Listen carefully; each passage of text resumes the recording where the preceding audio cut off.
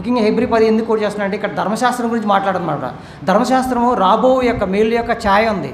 ఛాయ అంటే నీడ, అంటే మనకి ఒక నీడలాగా ఉంది.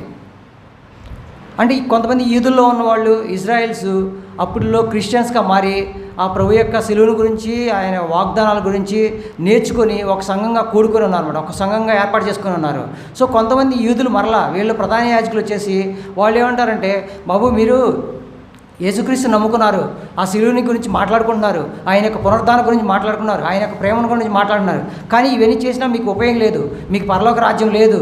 ఎందుకంటే మీరు చేయవలసింది ఏంటంటే ధర్మశాస్త్రం ఫాలో అవ్వండి, ధర్మశాస్త్ర విధులు ఫాలో అవ్వండి, ధర్మశాస్త్ర కట్టలు ఫాలో అవ్వండి, అప్పుడు మీకు ఆ పరలోక రాజ్యం ఉంటుంది. కానీ ఈ శిలువుని గురించి ప్రతిసారి మీరు శిలువు గురించి మాట్లాడుకుంటున్నారని అక్కడ హెచ్చరిస్తూ ఉంటారన్నమాట వాళ్ళు వచ్చి. అప్పుడు పౌలు గారు వచ్చేసి ఏమంటాడంటే, అరే బాబు మీకు ఈ ధర్మశాస్త్రం ఏం చేయదు, ధర్మశాస్త్రంలో ఉన్నది ఏంటంటే ధర్మశాస్త్రం మన ఓన్లీ మన పాపంని రుజువు చేస్తుంది, కానీ ఆ పాపం నుంచి విముక్తి ఎవరు చేస్తారు అని మాట్లాడతారనమాట.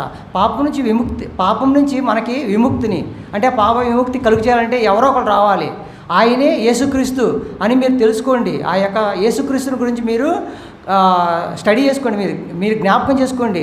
ఆయన మన కోసం వచ్చాడు, మన కోసం ఆ రక్షణ మనకు కలిగించాడు. ఎవరికి లేని అన్నిత, ఎవరికి లేని బాధ్యత, ఎవరికి కలగని ఈ యొక్క సంతోషకరమైన వార్తని మనకు తెలియజేసి ఉన్నాడు. కాబట్టి ఆయన్ని జ్ఞాపకం చేసుకొని అంటారన్నమాట. సో అప్పుడు మీరు ఈ ధర్మశాస్త్రం చేస్తుందంటే ఎవ్రీ ఇయర్ గొర్రెలను పొట్టేళ్ళను వాళ్ళు బలిస్తూ ఆ మందసంలోకి ఆ రక్తాన్ని తీసుకెళ్ళి ప్రోక్షణ చేస్తారన్నమాట. సో అవి మన పాపముల్ని ఏమీ తీసివేయవు, ఆ యాజకుడు కూడా, ఆ ప్రధాన యాజకుడు ఎవరైతే వెళ్తారో ఆయన కూడా ఆ పాపముల గురించే వీటి యొక్క బలుల్ని అర్పిస్తూ ఉంటాడు కదా. ఆ అర్పణల ద్వారా మనకేమీ రాదు అని క్లియర్ కట్గా చెబుతున్నాడు. సో ఆయనకి మన ప్రధాన యాజకుడైన వాడు ఈ యేసుక్రీస్తే.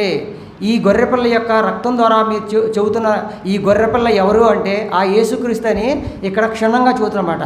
అందుకే ఆయన మనకి ఇవన్నీ చేసి ఉన్నాడు. కాబట్టి ఈ గొర్రెల ద్వారా, ఈ పొడేళ్ళ ద్వారా మనకేమీ రాదు, ఈ యొక్క పాతశుద్ధి మనకేం పోదు, ఈ పాపాలు మనం చేసిన పాపాలేమీ పోవు అని చెబుతున్నమాట. ఈ పాపాలన్నీ పోవాలంటే మనం ఆ యేసుక్రీస్తు దగ్గర రావాలి. ఆయన ఆ శిలువలో చేసిన కార్యాన్ని మనం ఒక గొప్ప విందులాగా చేసుకోవాలి. ఎందుకంటే మనం